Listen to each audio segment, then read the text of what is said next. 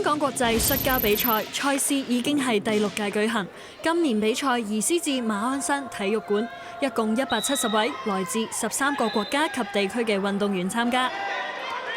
大家都喺賽場上展現出摔跤嘅非凡力量、技術以及拼搏精神。It's a great competition.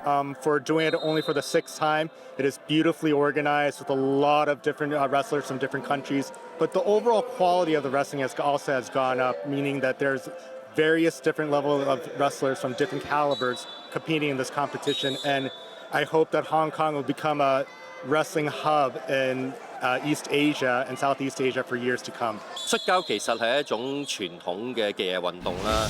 咁相對嚟講，無論係香港以至到內地咧，其實嗰個發展都比較遲，但係佢嗰個嘅吸引力係持續上升，亦都係可以讓到我哋嘅青少年朋友咧係可以學多一種嘅體育運動啦。而呢種嘅體育運動喺未來發展咧，亦都有好大嘅新機啦。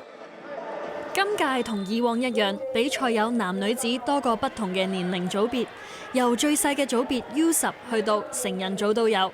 香港運動員嘅成績方面，佢哋嘅表現都唔錯。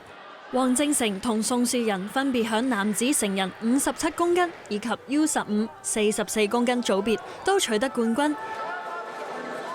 而依家見到嘅女子 U15 組別，港隊成員郭家豪同樣得到第1名，主場出擊，成績有所交代。